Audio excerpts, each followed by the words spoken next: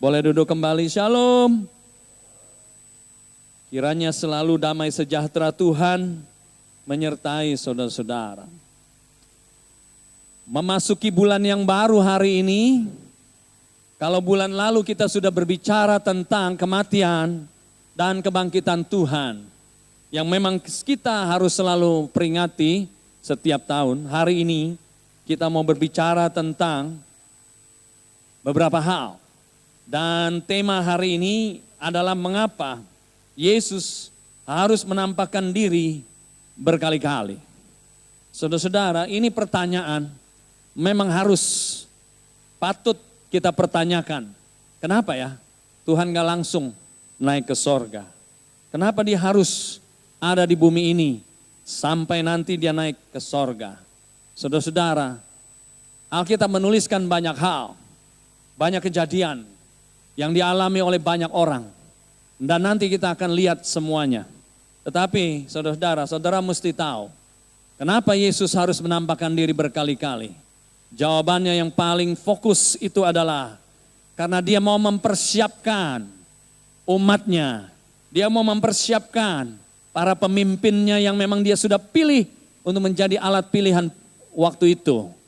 Tetapi alat pilihan yang sudah dipersiapkan waktu itu belum sempurna. Ada banyak masalah mereka hadapi. Ada banyak keberatan-keberatan yang mereka hadapi. Dan membuat mereka perlu diubah gitu. Saudara-saudara, kondisi mereka mencerminkan kondisi manusia. Sebagai orang percaya yang sering kali juga kita alami. Biarlah hari ini kita boleh dipersiapkan juga oleh Tuhan.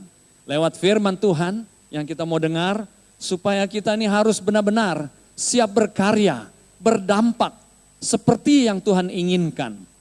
Dan kalau Tuhan Yesus menampakkan diri berkali-kali dulu, tentu dia tidak perlu sekarang menampakkan diri. Karena semua sudah dituliskan Alkitab supaya kita belajar. Jangan melakukan hal yang sama, jangan melakukan hal-hal yang kurang baik. Dan kita benar-benar boleh menyenangkan hati Tuhan. Jadi ada beberapa hal yang saya mau bagi buat saudara-saudara hari ini. Kasih saya senyum dulu saudara-saudara ya. Kasih saya senyum dulu supaya saudara lebih enteng gitu ya.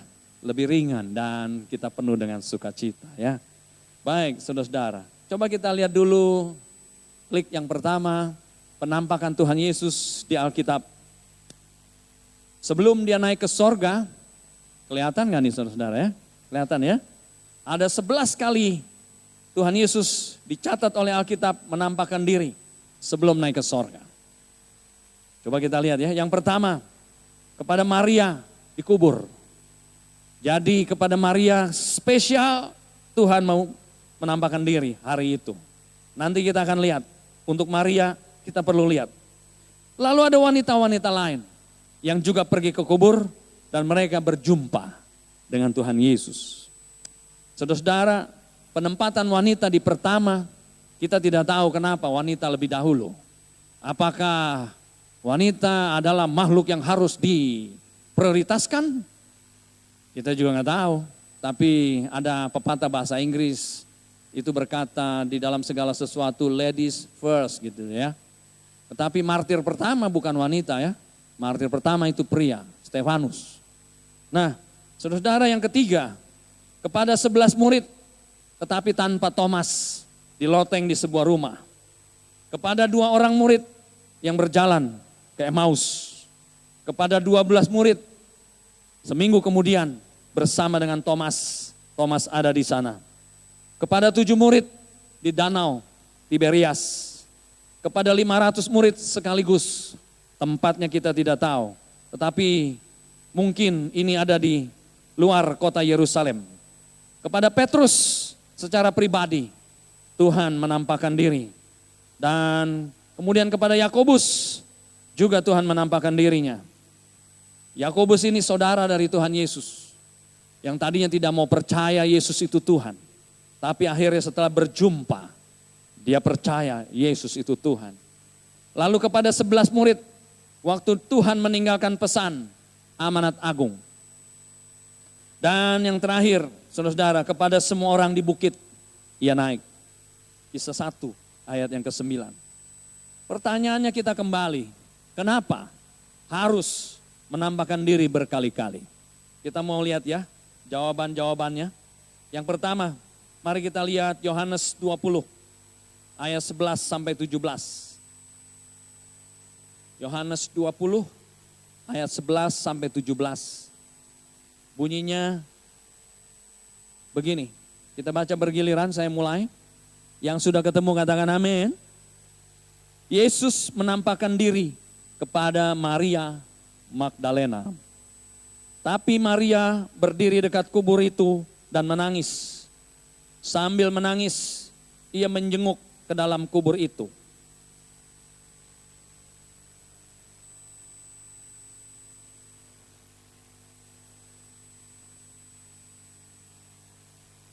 Kata malaikat-malaikat itu kepadanya, "Ibu, mengapa engkau menangis?" Jawab Maria kepada mereka, "Tuhanku telah diambil orang dan aku tidak tahu di mana ia diletakkan." 14.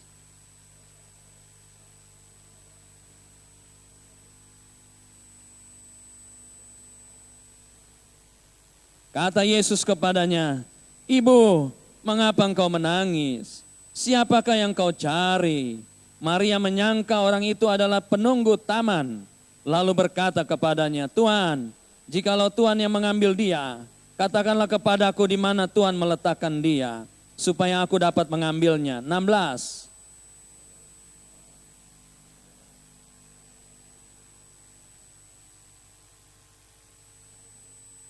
Sama-sama, kata Yesus kepadanya, "Janganlah engkau memegang aku, sebab aku belum pergi kepada Bapa, tapi pergilah kepada saudara-saudaraku dan katakanlah kepada mereka bahwa sekarang aku akan pergi kepada Bapakku dan Bapamu, kepada Allahku dan Allahmu." Saudara-saudara, nanti saudara bisa baca juga di dalam Markus 16 ayat 9 sampai 11. Kita mau melihat beberapa ayat ini, saudara-saudara. Alkitab menuliskan 2 kali Tuhan Yesus bertanya kepada Maria, "Ibu, mengapa engkau menangis?" Saudara-saudara, hari itu perjumpaan Tuhan Yesus pertama, dia menjumpai Maria. Maria menggambarkan pribadi yang hari itu, pagi itu, di hari Minggu itu, menangis terus-menerus. Kenapa Tuhan Yesus bertanya 2 kali, "Ibu, mengapa engkau menangis?" Itu artinya ketika Yesus bertanya pertama, dia tetap menangis. Lalu akhirnya Tuhan bertanya 2 kali, "Kenapa engkau menangis?" Saudara-saudara, Maria menangis menggambarkan dia pribadi yang sangat sedih hati. Sedih karena dia kehilangan, merasa sangat kehilangan. Kehilangan dengan Tuhan Yesus yang telah mati. Tetapi saudara-saudara, wajarlah kalau sebagai manusia yang sering mendengar, yang sering dekat dengan Tuhan, tiba-tiba orang yang dia kasihi kemudian mati. Dia sangat merasa kehilangan. Saudara-saudara, ada orang-orang yang menganggap Maria ini sangat bersedih hati dan menuliskan katanya ini penggambaran yang salah. Katanya Maria ini jatuh cinta dengan Tuhan Yesus. Saudara-saudara, ini penggambaran yang salah. Sebab Maria memang mengasihi Tuhan karena Maria ini pernah dirasuk setan 7 setan. Di dalam Kejadian Lukas pasal 8 ayat yang kedua di sana ditulis. Dan Tuhan mengusir setan dari tubuh Maria. Tentu sebagai orang yang telah ditolong oleh Tuhan Yesus. Dia merasa Tuhan itu menjadi penolong yang luar biasa. Tadinya kiblatnya kepada setan. Sampai 7 dia pegang. Tapi setelah berjumpa dengan Tuhan. Dan Tuhan menyembuhkan dia dari setannya. Tentu dia mengganti setan dengan Tuhan Yesus. Yang menjadi harapan dia, pegangan dia. Dan orang yang seperti ini, yang pernah ditolong, hatinya tentu memang melekat kepada Tuhan. Tapi melekat di sini sebagai kasih yang sesungguhnya, bukan kasih eros. Bukan kasih seorang kekasih pacar secara jasmani, bukan. Tetapi kasih yang tulus, kasih yang keluar dari hati.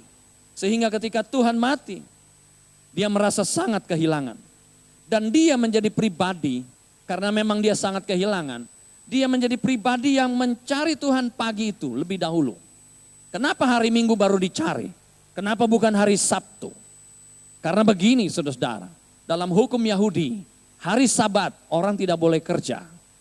Apalagi perempuan. Jadi memang waktu yang paling tepat itu adalah Minggu pagi. Dan kesempatan pertama itu Maria gunakan dengan sungguh-sungguh. Dia lari ke kubur itu dan di sana dia menangis karena memang hatinya mengasihi Tuhan. Hatinya benar-benar rindu berjumpa dengan Tuhan. Saya mau kasih tahu, untuk orang-orang seperti ini saudara-saudara, orang yang sangat rindu berjumpa dengan Tuhan, orang yang sangat mengasihi Tuhan, Tuhan dekat dengan dia. Ada amin. Tuhan dekat dengan siapa yang sedang bersedih, apalagi yang mengasihinya. Mari kita buka Mazmur. Kita Mazmur pasal 34, apa yang dikatakan dalam kitab Mazmur ini? Mazmur pasal 34 ayat yang ke-19. Bunyi firman Tuhan begini. Tuhan itu dekat kepada orang-orang yang patah hati dan ia menyelamatkan orang-orang yang remuk jiwanya. Saudara-saudara, Daud menuliskan di sini dalam puji-pujiannya kitab Mazmur ini bahwa orang yang patah hati maksudnya adalah orang yang bertobat, orang yang mau mencari Tuhan, yang remuk jiwanya dan mencari Tuhan dengan segenap hati. Tuhan datang menjumpai dia. Tuhan dekat dengan orang itu. Tuhan menghampiri dia. Begitu, saudara-saudara. Jadi kalau pertanyaan saya nih, apakah ini hanya berlaku buat Maria? No. Apakah ini hanya berlaku buat Daud? No. Dia memang ingin selalu dekat dengan setiap pribadi. Setiap pribadi yang punya hati remuk mau berjumpa dengan Tuhan. Begitu. Saudara-saudara, saya tidak tahu berapa banyak di antara saudara yang punya kerinduan yang sama. Yang punya hati yang sama. Dengar baik-baik. Ketika engkau berdoa, ketika engkau menangis untuk Tuhan, mencari Tuhan dengan segenap hati. Entah itu ketika engkau sedang mengalami pergumulan berat, atau engkau sedang mengalami berkat yang berlimpah dan engkau bersyukur dengan pujian dan syukur dan juga engkau menangis, tapi menangis sukacita. Dia dekat denganmu dan dia ada di sisimu. Doa-doamu juga didengar oleh Tuhan. Berapa banyak orang yang demikian. Saya pernah membaca sebuah kesaksian dari seorang ibu yang hancur hatinya untuk suaminya. Lebih dari 30 tahun dia berdoa buat suaminya supaya suaminya ini bertobat dan mencari Tuhan. Tetapi karena tidak bertobat-tobat, suatu hari ibu ini berkata kepada Tuhan di dalam doanya yang terakhir untuk suaminya. Dia menangis di hadapan Tuhan dan dia berkata, Tuhan, hari ini aku menyerah. Aku tidak sanggup lagi. Aku sudah tidak sanggup lagi berdoa buat suamiku. Hatinya hancur, hatinya remuk. Tetapi tahukah saudara, ketika dia sudah menyerah di hadapan Tuhan, Tuhan menjamah hati suaminya yang memang masih tinggal serumah dengan dia. Dan kemudian suaminya masuk ke kamar di mana istrinya sedang hancur hatinya berdoa kepada Tuhan. Suaminya masuk pelan-pelan dan akhirnya ketika istrinya amin, istrinya melihat suaminya ada di depannya, sama-sama sedang menangis mencari Tuhan. Saudara-saudara, orang yang punya hati, punya passion yang sungguh-sungguh untuk mencari Tuhan dengan sungguh-sungguh, punya hati yang terbeban untuk Tuhan, dia akan dijumpai oleh Tuhan. Ada amin. Coba kita buka lagi. Mazmur 51 ayat yang ke-19.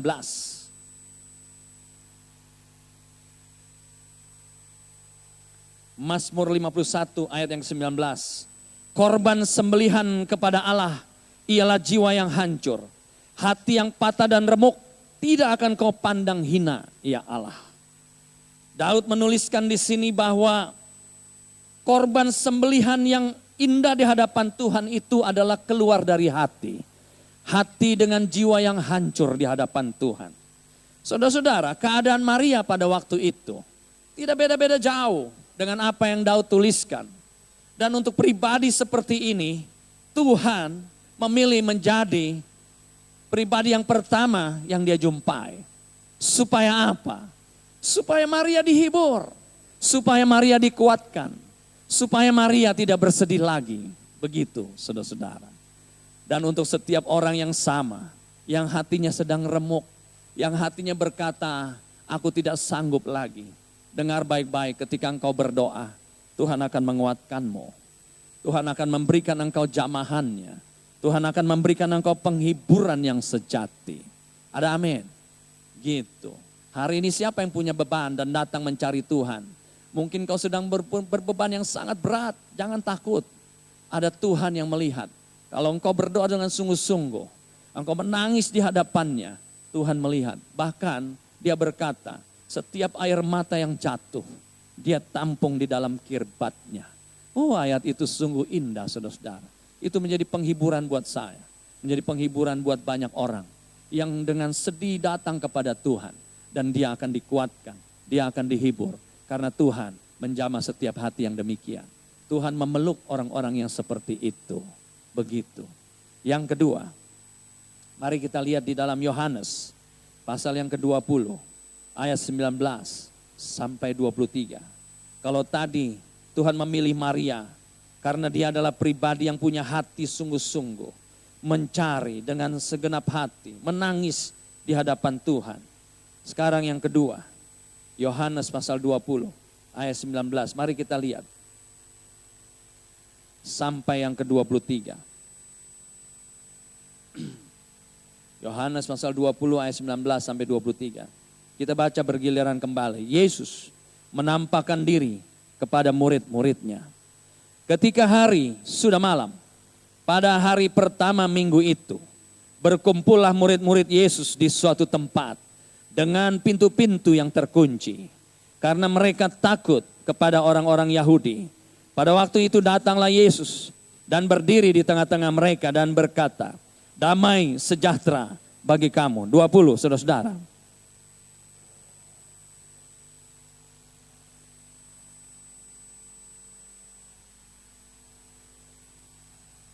Maka kata Yesus sekali lagi, damai sejahtera bagi kamu. Sama seperti Bapa mengutus aku, demikian juga sekarang aku mengutus kamu. 22.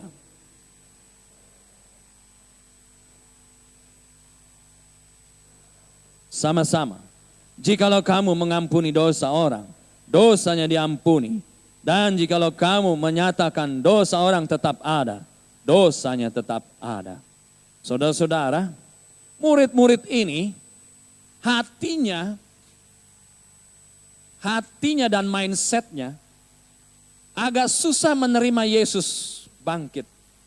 Agak susah mendengar berita dari para wanita. Maria dan perempuan-perempuan lain setelah melihat Yesus bangkit. Mereka pulang dan memberitahu kepada murid-muridnya. Tapi kemudian setelah murid-muridnya lari ke kubur dan mereka tidak berjumpa. Saudara-saudara, murid-muridnya bertanya-tanya, ada apa sebetulnya?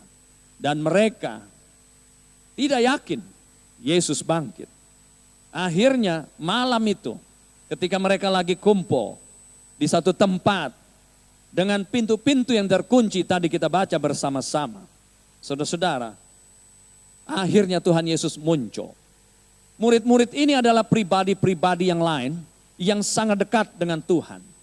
Tetapi saudara-saudara, sangat dekat bukan berarti mereka siap melaksanakan perintah Tuhan.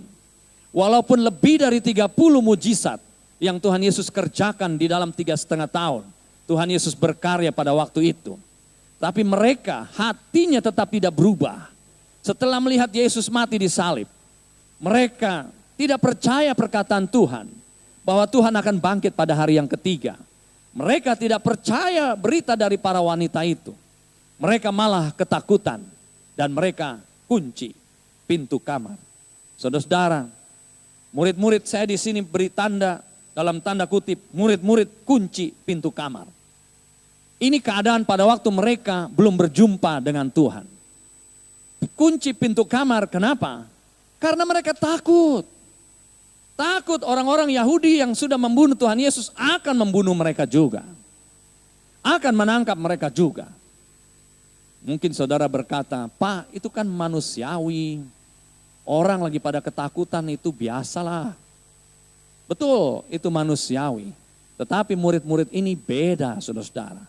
Beda yang pertama adalah mereka sebetulnya sedang dipersiapkan Tuhan untuk meneruskan misi penginjilan, misi pemberitaan kabar baik. Dan mereka sudah melihat mujizat, ini yang kedua. Mereka sudah banyak melihat mujizat, tapi ternyata melihat mujizat tetap membuat mereka tidak percaya. Bukan mujizatnya yang membuat mereka tidak percaya. Hati mereka itu terlalu dikuasai oleh ketakutan. Dan orang yang dikuasai oleh ketakutan itu menjadi tidak normal, saudara-saudara. Bagaimana mungkin orang yang sudah melihat lebih dari 30 mujizat selama 3,5 tahun pelayanan Tuhan, ternyata ketakutan. Kenapa demikian? Ternyata kunci pintu kamar maksud saya. Karena ada roh takut yang menguasai mereka dan itu membuat mereka kunci pintu kamar. Istilahnya saya sebut nih murid-murid kunci pintu kamar. Karena takutnya yang luar biasa dengan orang-orang Yahudi. Saudara-saudara, perasaan takut itu seringkali membuat orang yang seharusnya percaya mujizat terjadi, percaya kuasa Tuhan, menjadi kehilangan imannya. Saya beritahu ya, ketakutan itu bisa menghilangkan iman percaya. Atau menutupinya sehingga iman itu tidak bekerja. Ketakutan yang berlebihan itu bisa membuat pengharapan tidak kelihatan. Ketakutan yang berlebihan akibatnya juga bisa membuat mujizat tidak terjadi. Jadi hari ini kalau ada di antara saudara yang takut gak punya pacar, takut pekerjaan gagal, takut usaha tidak maju, takut lagi yang lain. Saudara dengar baik-baik, itu berbahaya. Berbahaya buat apa? Berbahaya buat iman kita. Berbahaya buat masa depan kita. Berbahaya buat pengiringan kita. Saudara-saudara, dengar itu baik-baik. Jadi hari ini, lewat peristiwa ini, kita perlu tahu. Tuhan datang khusus kepada murid-murid hari itu, malam itu, untuk mengubah hati mereka. Untuk menguatkan hati mereka. Untuk menghilangkan ketakutan mereka. Sebab ketakutan itu sangat berbahaya. Dia musuh yang tidak kelihatan. Dan kalau ketakutan itu menguasai seseorang, dia bisa gagal menjadi orang Kristen. Bahkan bisa murtad meninggalkan Tuhan. Berapa banyak orang Kristen zaman sekarang? Karena takut akan masa depan, menjual imannya. Menjual Tuhan Yesus, begitu. Beberapa hari yang lalu, saya membaca di sebuah berita tentang ayah dari seorang artis. Bolehlah ya saya sebut ya, Esmiranda. Saya baca berita di situ, ayah ini berkata, rasain Esmiranda. Dia anak yang, anak yang murtad. Karena Esmiranda telah meninggalkan agamanya yang lama. Dan kemudian bertobat menerima Tuhan Yesus sebagai Tuhan dan Juru Selamatnya. Ayahnya berkata, rasain dia. Biar dia jatuh miskin. Lihat tuh, rumahnya aja udah dijual. Rumah yang dulu saya kasih sudah dijual. Dia udah gak punya apa-apa. Rasain gara-gara dia percaya sama agamanya, sama Tuhannya. Ayahnya masih beragama lain, saudara-saudara. Padahal ayahnya itu orang bule ya katanya. Tapi sudah menjadi pengikut agama lain. Memang semua agama baik. Tapi hanya satu yang menyelamatkan, yaitu Tuhan Yesus. Saudara tahu, kalimat yang barusan saya ngomong, itu diungkapkan oleh Esmiranda. Saya tahu banyak agama baik. Saya tahu semua agama itu baik. Saya tahu ajaran-ajaran banyak yang baik. Tapi hanya satu juru selamat buat saya, Tuhan Yesus. Kalimat itu diungkapkan oleh Esmiranda. Padahal ayahnya bilang, biar dia jatuh miskin. Tetapi anak ini tetap memandang kepada Tuhan. Tadinya orang gak percaya dia bertobat sungguh-sungguh. Karena orang pikir dia ikut suaminya yang bernama Yonas. Orang pikir juga Yonas meninggalkan Tuhan. Tapi puji Tuhan, Yonas kembali. Dan Esmiranda ikut Yonas. Percaya kepada Tuhan. Coba saudara bayangkan. Ayahnya sumpahin dia. Ayahnya syukurin dia jatuh miskin. Ayahnya juga bilang mana ada. Sekarang dia gak ada undangan untuk menjadi artis bintang film. Biar dia jatuh miskin. Tapi Esmiranda berkata, juru selamat saya satu. Yesus. Waduh. Saya berharap suatu hari nanti diundang di sini kesaksian. Karena kesaksiannya itu bagus sekali, saudara-saudara. Kalimat yang tadi yang dia katakan itu luar biasa. Dia tidak takut masa depannya. Dia tidak takut mungkin orang gak undang lagi dia untuk jadi artis, main film dan sebagainya. Saudara-saudara, tapi dia mengarahkan mata hatinya buat Tuhan. Orang ini berani. Tapi berapa banyak di luar dia, ada banyak orang Kristen yang tidak berani mempertahankan imannya. Karena apa? Takut gadis yang dicintainya nanti nggak jadi pacar lagi. Berapa banyak anak-anak Tuhan yang meninggalkan Tuhan gara-gara pacar. Takut kehilangan pacar membuat Tuhan Yesus dibuang. Takut pekerjaan hilang, takut nafkah nggak ada, membuat Tuhan Yesus dibuang. Ada seorang pengerja kita berasal dari NTT, namanya Pendeta Cornelius. Saudara-saudara, satu hari saya bicara dengan dia. Dan saya bilang begini, iseng-iseng saya bercanda sama dia. Pak Cornel, kau jangan banyak bawa-bawa anak muda dari tempatmu ya. Ke sini untuk bekerja di sini, nanti kosong di kampungmu. Kasihan pendeta-pendeta nanti karena kehilangan anak-anak muda. Karena dia suka bawa anak-anak muda ke sini, cariin kerjaan di Jakarta, saudara-saudara. Lalu dia ngomong sama saya. Dan ketika dia bicara, saya baru tahu masalah yang mereka hadapi. Pak Kiki katanya, di kampung saya lupa namanya. Tapi di daerah NTT sana, di kampung saya, pekerjaan susah Pak. Bercocok tanam, hujannya jarang. Kering tanahnya, udaranya panas. Jadi susah cari pekerjaan. Saya menolong mereka untuk dapat pekerjaan. Oh gitu ya, saya manggut-manggut. Lalu yang kedua dia bilang begini, Pak Kiki, di tempat kami banyak yang nawarin pekerjaan. Banyak yang nawarin untuk mendapatkan bantuan-bantuan sosial. Tetapi tahu nggak Pak, ketika mereka ditawarkan dengan satu syarat, yaitu untuk mengganti agamanya. Tinggalkan kekristenan, engkau harus percaya agama ini. Baru nafkah kami berikan, baru pekerjaan kami berikan, baru bantuan kami berikan. Saudara-saudara, bagaimana itu? Kondisi ini membuat mereka harus memilih pilihan-pilihan, dan kita mungkin berkata, kenapa engkau tinggalkan Tuhan? Karena perut lapar, karena anak belum makan. Saudara-saudara, kita juga mungkin sering salahkan mereka.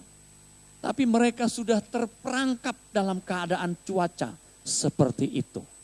Dan orang-orang Kristen yang lain tidak membantu mereka.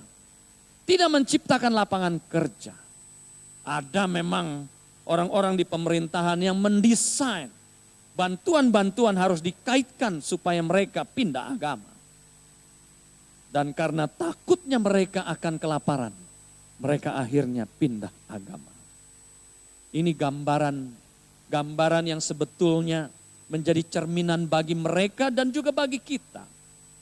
Jangan sampai ketakutan membuat kita meninggalkan Tuhan.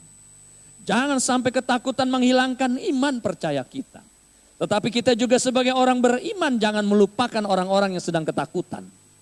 Tuhan Yesus jelas memberi gambaran yang sama. Supaya kita mengingat dan melihat orang-orang yang membutuhkan bantuan kita. Dia memberi gambaran itu dan dia datang kepada murid-murid yang sedang ketakutan. mengunci pintu kamar karena takutnya. Saudara-saudara, Tuhan datang dan memulihkan mereka. Ia menunjukkan dirinya dan memberikan kepada mereka damai sejahtera. 2 kali Tuhan berkata, damai sejahtera bagi kamu. Kenapa Tuhan bilang damai sejahtera? Sebab lawannya ketakutan itu damai sejahtera. Orang yang ketakutan tidak akan punya damai sejahtera. Damai sejahtera tidak akan bisa dibeli dengan uang.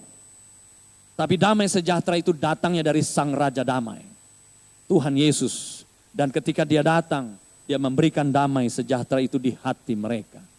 Dia juga mengembusi Roh Kudus. Ini penggambaran betapa pentingnya Roh Kudus yang akan memberikan aliran-aliran damai sejahtera, yang akan memberikan kekuatan supranatural di dalam diri setiap orang percaya, supaya tidak mudah jatuh dalam ketakutan, tidak mudah jatuh dalam kekhawatiran. Begitu, saudara-saudara. Jadi hari ini, kalau engkau punya pergumulan, dengar baik-baik. Berkatalah kepada Tuhan, Tuhan, kuatkan hatiku. Dan jangan buat aku kalah dengan masalahku. Begitu. Ada amin?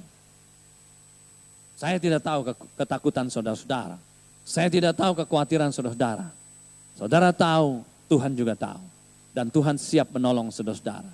Pegang dia erat-erat, minta dia datang dan menguatkan saudara-saudara. Yang ketiga, kita lihat di dalam Yohanes pasal 20, lanjut. Ayat yang ke-26 sampai yang ke-29. 8 hari kemudian, murid-murid Yesus berada kembali dalam rumah itu. Dan Thomas bersama-sama dengan mereka. Sementara, atau kita baca dari ayat 24 ya, supaya lebih jelas. Saya ulang ya, ayat 24. Tetapi Thomas, seorang dari ke-12 murid itu, yang disebut Didimus, tidak ada bersama-sama mereka ketika Yesus datang ke situ. 25, saudara-saudara.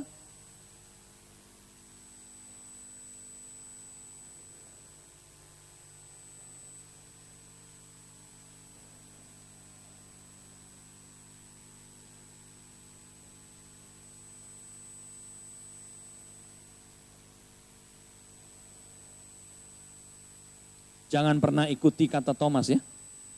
8 hari kemudian murid-murid Yesus berada kembali dalam rumah itu. Dan Thomas bersama-sama dengan mereka. Sementara pintu-pintu terkunci. Jadi pintunya masih terkunci. Yesus datang ke situ. Dan ia berdiri di tengah-tengah mereka dan berkata, damai sejahtera bagi kamu. 27.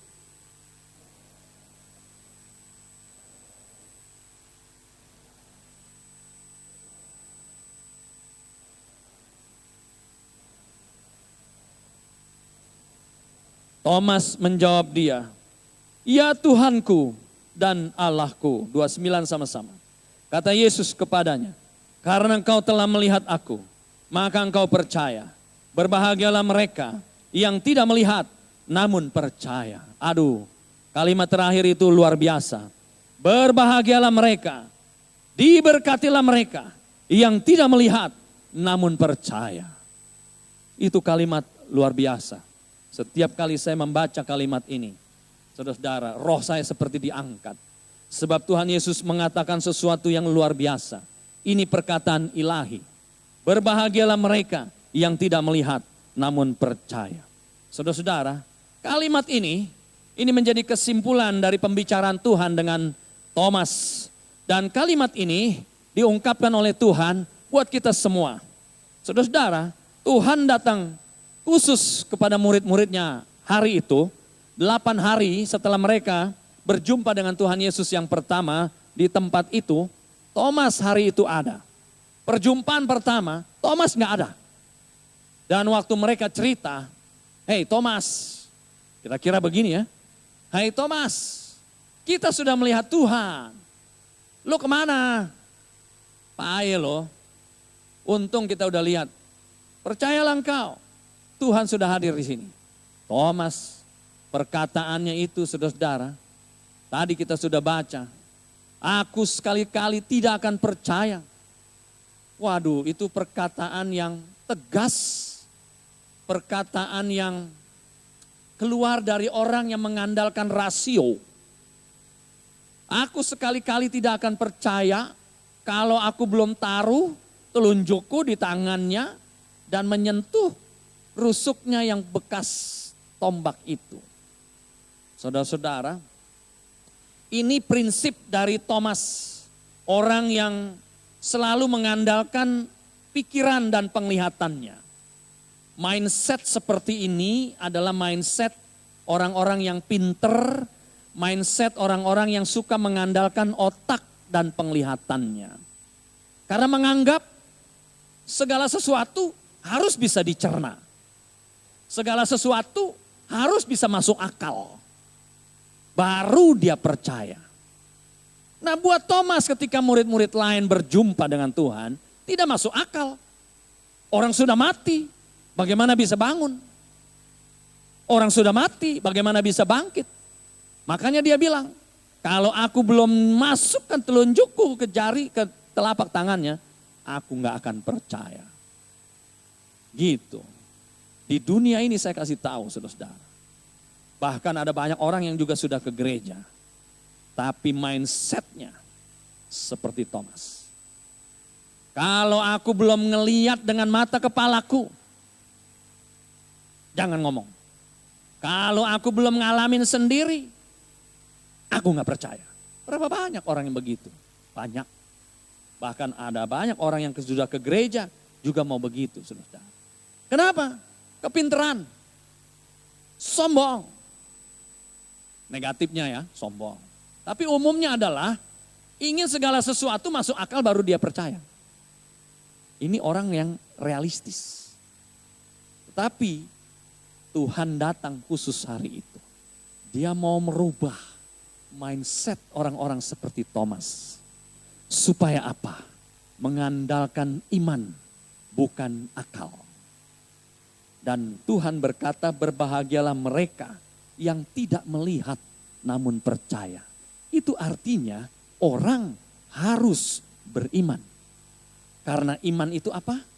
Iman itu adalah bukti dari segala sesuatu yang tidak kita lihat. Dasar dari segala sesuatu yang tidak kita lihat. Dan bukti dari segala sesuatu yang, coba kita lihat. Ibrani 11 ayat yang pertama. Saya takut saya salah bicara nih. Coba kita lihat ya. Ibrani 11 ayat pertama. Iman adalah dasar dari segala sesuatu yang kita harapkan. Dan bukti dari segala sesuatu yang tidak kita lihat. Begitu, saudara-saudara. Ibrani 11 ini ditulis untuk menegaskan perkataan dari Tuhan tadi. Berbahagialah orang yang tidak melihat, namun percaya. Dia ingin merubah mindset pikirannya Thomas ini menjadi mindset orang percaya. Saudara-saudara, kalau kita ini sebagai orang percaya, kita harus belajar dan memahami perkataan dari Tuhan tadi. Untuk selalu menjadi orang percaya walaupun apa yang kita percaya belum kelihatan. Walaupun apa yang kita harapkan gak ada dasarnya, gak masuk akal gitu loh. Begitu, saudara-saudara. Siapa yang sangka bahwa ada sebuah gereja di bekas tempat sampah di Mesir, di kota Kairo? Siapa yang sangka di sana bisa berdiri sebuah gereja? Enggak ada. Tetapi ada orang-orang di situ yang menjadi orang-orang beriman. Pemulung-pemulung, orang-orang pemungut sampah mengimani. Mereka percaya dan dengan iman mereka itu terjadi. Begitu, saudara-saudara. Saya pernah diundang makan oleh panitia waktu itu. Panitia ini yang mencalonkan Ahok untuk menjadi, waktu itu bukan gubernur, menjadi wakil gubernur ya. Saya salah besar. Karena apa? Saya termasuk orang-orang yang realistis waktu itu, saudara-saudara. Saya dikenalin Pak Kiki, ini Pak Ahok. Ya, saya biasa aja. Saya nggak nyambut dia sebagai seorang calon, saudara-saudara. Lalu kemudian dia bicara, saya biasa aja. Saya salah. Ternyata sekarang dia jadi gubernur, bukan wakil gubernur lagi. Coba waktu itu saya akrab dengan dia, saya kasih kartu nama, Pak Ahok, saya doakan ya jadi gubernur. Lalu saya imani ya, saya kasih kartu nama, ini gereja saya. Mungkin dia masih ingat kali ya. Gitu. Tapi dia nggak mau ada nepotisme, nggak boleh ada macam-macam, nggak mau. Tapi maksud saya adalah kita sering melakukan segala sesuatu pakai otak, pakai akal, pakai kepintaran, pakai penglihatan, dan iman tidak bekerja. Tapi orang percaya beda.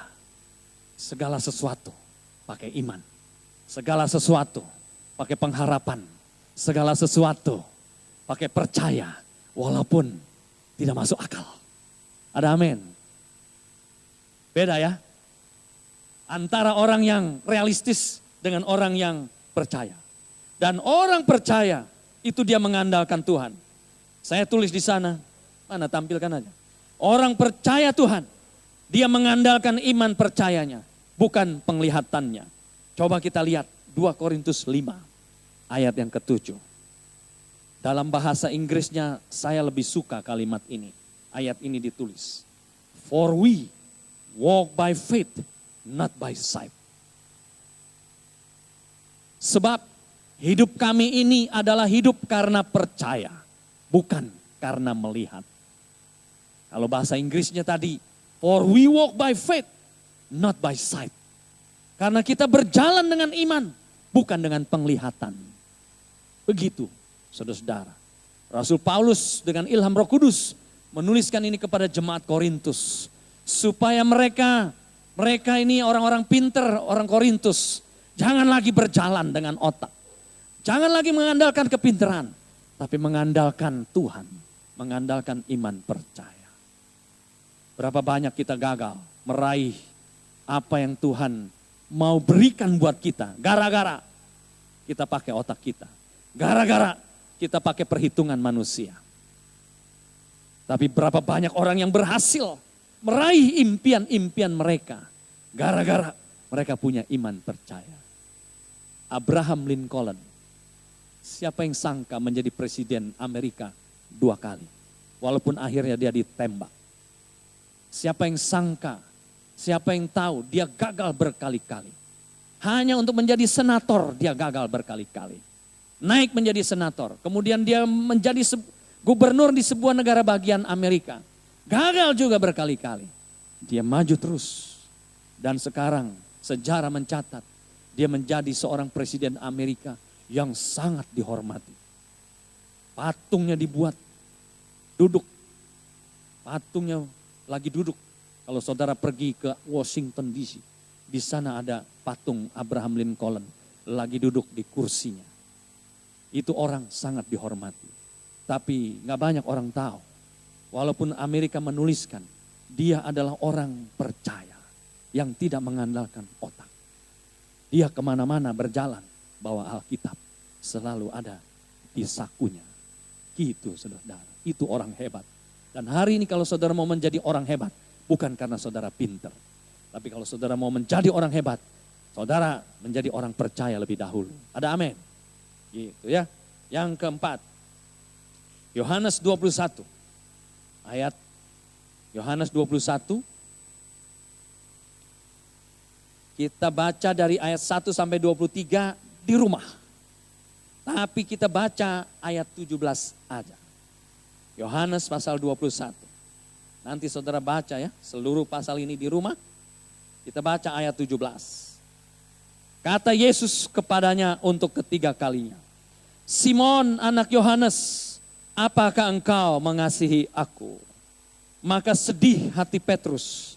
Karena Yesus berkata untuk ketiga kalinya, apakah engkau mengasihi aku? Dan ia berkata kepadanya, Tuhan, engkau tahu segala sesuatu. Engkau tahu bahwa aku mengasihi engkau. Kata Yesus kepadanya, gembalakanlah domba-dombaku. Wah, ini menarik. Ini hal yang keempat yang saya mau bagi buat saudara-saudara.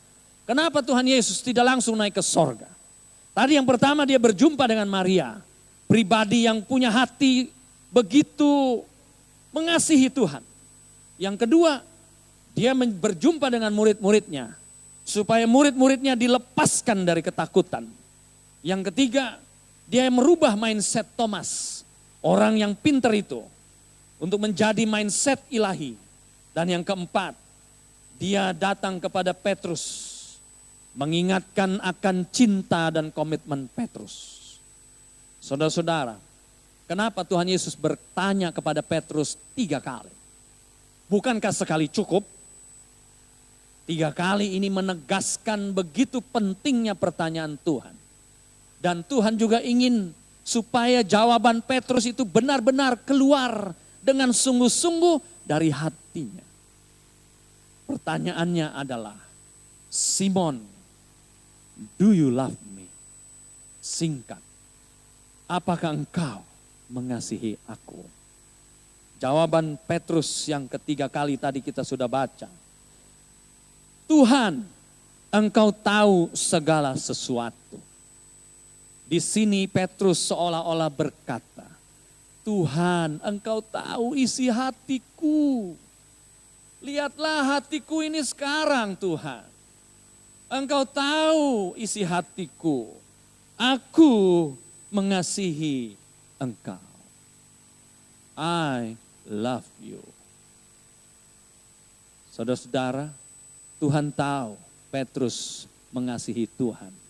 Tetapi dia selalu ingatkan Petrus. Selalu dia jawab begini, gembalakanlah domba-dombaku. Saudara-saudara, jadi begini ceritanya. Tuhan bertanya memang sungguh-sungguh kepada Petrus. Dan Petrus harus menjawab kepada dia bahwa dia mengasihi Tuhan keluar dari hati. Dan dengan komitmen yang sungguh-sungguh. Dengan tujuan supaya nanti kalau Petrus memang mengasihi Tuhan dan komitmennya sungguh-sungguh, dia perlu buktikan dengan mengembalakan jiwa-jiwa. Dan itu akhirnya Petrus lakukan dengan sungguh-sungguh. Saya percaya betul percakapan Tuhan Yesus waktu itu di tepi Danau Tiberias dengan Petrus, itu berbekas di hatinya Petrus. Dan dia tidak akan pernah lupa. Dia akhirnya menjadi pemimpin gereja pertama. Dan dia mati untuk gerejanya Tuhan. Dia mati membela domba-dombanya Tuhan. Dia mengembalakan jiwa-jiwa di Yerusalem. Sampai akhirnya dia mati di Yerusalem. Dan ketika dia mati, dia tidak mau disalibkan dengan kepala di atas. Dia disalibkan dengan kepala di bawah. Karena dia masih merasa, aku belum layak seperti Tuhanku. Cintanya luar biasa kepada Tuhan. Kita seringkali mengingat Petrus akan penyangkalannya 3 kali. Tetapi tahukah saudara bahwa gereja Tuhan di dunia ini dibangun pertama lewat kepemimpinan dari Petrus. Dan dia bayar harga buat membayar cintanya kepada Tuhan. Tuhan minta Petrus membuktikan kasihnya dengan mengembalakan domba-domba Tuhan. Orang-orang percaya saat itu. Bagaimana dengan kita? Mengasihi Tuhan tidak hanya lewat puji-pujian. Tidak cukup. Mengasihi Tuhan tidak hanya lewat kata-kata atau janji. Tapi mengasihi Tuhan harus kita buktikan dengan sungguh-sungguh. Dan kita buktikan baik kasih kita kepada Dia maupun kasih kita kepada sesama. Matius pasal 25 di sana dikatakan, sabaslah hai engkau hambaku yang setia, masuklah ke dalam tempat pestaku. Lalu orang-orang itu bertanya, kapan kami melakukan hal-hal yang baik buat Tuhan? Tuhan berkata begini, ketika aku lapar, untuk segala sesuatu yang kau lakukan kepada orang-orang itu, orang yang lapar, engkau memberi aku makan. Orang yang haus, engkau memberi aku minum. Orang yang telanjang, engkau memberi aku pakaian. Orang yang dipenjara, engkau melawat aku. Orang yang sakit, engkau berdoa buat aku. Dan sebagainya. Saudara-saudara, Tuhan mengingatkan kita semua lewat percakapannya dengan Petrus. Bahwa mengasihi dia harus dibuktikan dengan perbuatan. Begitu. Saya teringat kepada 1 orang dari 8 orang yang ditembak mati di Nusa Kambangan beberapa hari yang lalu. Di situ diceritakan ada seorang yang bernama Okwa Dili. Dili namanya, dipanggilnya Dili. Saudara-saudara, dia seorang pembawa narkotik ketangkap beberapa tahun yang lalu. Tetapi waktu dia mau ditembak kemarin, dia sudah percaya, dia sudah menjadi orang percaya kepada Tuhan. Dan tahukah saudara-saudara, sebelum dia mati, anak-anak panti asuhan dengan pemimpin yang bernama Ibu Maria datang menjenguk dia. Dan anak-anak ini berkata, Om Dili, terima kasih buat semua yang Om Dili telah lakukan buat kita. Karena si Om Dili ini, Okwa Dili ini, saudara-saudara, dia suka datang dengan pengawalan memang. Dan dia suka berbincang-bincang menjadi ayah dari anak-anak yatim piatu itu. Karena dia sudah bertobat, dia belajar mengasihi mereka. Anak-anak itu sudah menganggap Om Dili ini sebagai ayahnya. Tapi karena memang hukuman harus ditegakkan, dia harus ditembak mati. Tetapi anak-anak itu mencatat, Om Dili ini walaupun dia pernah menjadi penjahat, tetapi sudah menjadi om buat mereka. Dia buktikan, Om Dili ini membuktikan pertobatannya. Dia mengasihi anak-anak itu. Begitu saudara. Saudara boleh baca tuh ceritanya di dalam berita-berita yang ada di media-media. Nah saudara-saudara, Tuhan mengingatkan Petrus, tentu Tuhan juga mengingatkan semua orang percaya bahwa kita harus membuktikan kasih dan komitmen kita kepada Tuhan, tidak hanya kata-kata. Sekarang yang terakhir, kisah 1. Kisah Rasul 1. Ayat 9 sampai yang ke-11. Kita baca bergiliran kembali. Sesudah ia mengatakan demikian, terangkatlah ia disaksikan oleh mereka dan awan menutupnya dari pandangan mereka. 10.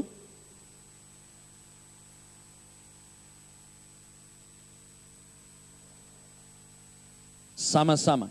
Dan berkata kepada mereka, hai orang-orang Galilea, mengapakah kamu berdiri melihat ke langit? Yesus ini yang terangkat ke sorga meninggalkan kamu, akan datang kembali dengan cara yang sama seperti kamu melihat dia naik ke sorga. Saya suka kalimat terakhir. Yesus ini yang terangkat ke sorga meninggalkan kamu, akan datang kembali dengan cara yang sama. Saudara-saudara, penunjukan dirinya yang terakhir itu adalah di hadapan banyak orang di Bukit Zaitun. Dan di situ dia naik ke langit tanpa alat. Dia naik disaksikan begitu banyak orang.